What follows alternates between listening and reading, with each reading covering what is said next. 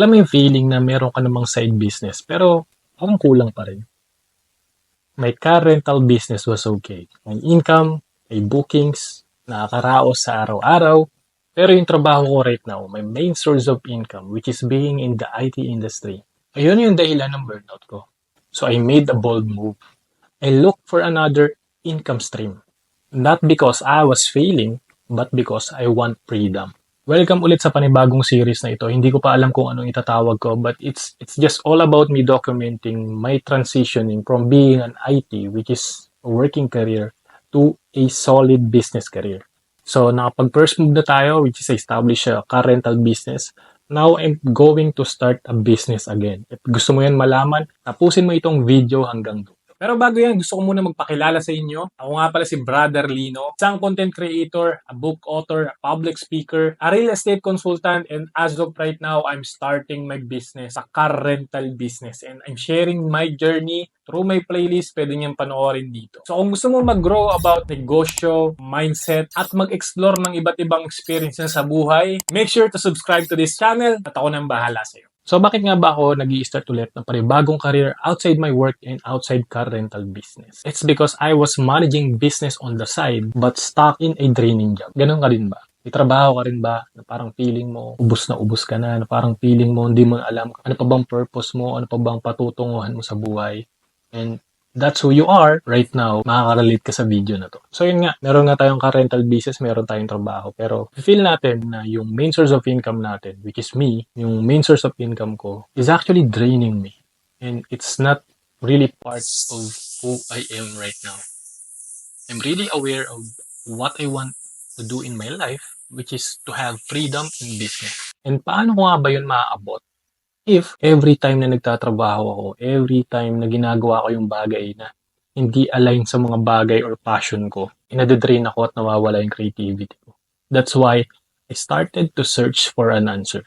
Kasi at the end of the day, income is not only the measure. Oo, malaki nga yung kitaan sa pagiging IT, pero for me, energy matters. That's why I need an alignment, not just an activity. So, ang naging turning point ko nito is the upcoming evolution in the IT industry na hindi na uso ngayon yung job security. Nung nakaraan, nagkaroon ng retrenchment sa amin and madami akong kaibigan yung bigla na lang na-lay off. Parang biglaan na lang, pagpasok nila, i-risk, kailangan mo nang umalis. And that hits me hard. Na naisip ko, wala na palang job security. Paano na ako soon? So, that's why I really started to look for an alternative. And I'm aware that pag gumanap ako ng alternative, it should be aligned with my passion, which is to have freedom, both finances and in time. So, I've been following Joseph Lim for simula pa pandemic. No, nung in-start ko yung career ko sa pag-vlog, siya yung isa sa mga unang pinapanood ko. And I really think about it then. Kung, what if bukan ko kaya yung pag-network or yung direct selling business. But may blockers back then was that Joseph Lim is actually on an industry na sobrang tagal na. So baka inisip ko pag sumali ako, baka hindi na ako madamay sa kitaan kasi sobrang tagal na ng company. So that's my blockers back then. Tapos during all these years, I've been listening to him, absorbing all of his wisdom. Kasi hindi lang naman yung nag-a-apply sa network industry, sa buhay din natin, and diskarte natin sa buhay. And in fact, kaya ako nag-start magnegosyo, it's solely because of him as well. Because of his wisdom and motivation. And, nung nagkaroon ng retrenchment sa trabaho, tapos, nakita ko yung ini-start ni Joseph Lim na panibagong networking company. So, nagtayo siya ng sarili niya, lumipat na siya from dati niyang company to start his own company right now. And something click about me. Sabi ko, baka ito na yung bagay na hinihintay ko noon pa. And this wasn't about me quitting my job. It's about me finally choosing myself. So naisip ko kasi, ang tagal ko na nagtatrabaho sa IT industry, okay naman kita, pero never naman talaga ako naging sobrang stable or may surplus pagdating sa income. Siguro nga, malaki yung lifestyle ko. But then again, I was thinking that this business na ginagawa ni Joseph Lim, lahat ng bagay na align sa mga passion nila is actually working for them as well. Na talagang mayroong surplus, may na-enjoy sila sa freedom nila. And if I want to have that kind of lifestyle, I want to build an environment, or I should find an environment around it.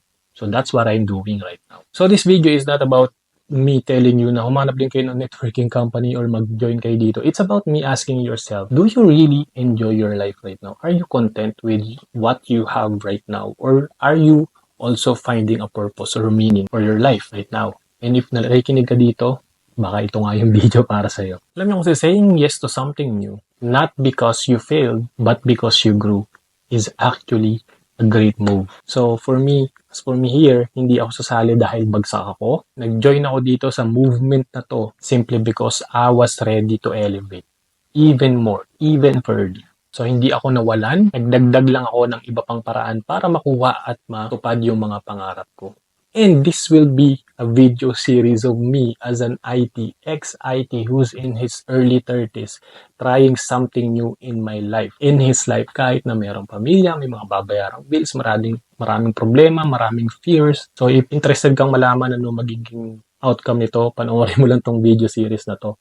Because itatry kong i-document lahat ng mga matututunan ko, pagdadaanan ko as me, IT guy transitioning to career na for me is something new, which is networking. So alam ko baka marami mag-bash or magalit dahil sasabihin nila networking is scam, hindi ko po yun alam, and I rebuke all of that negative comments.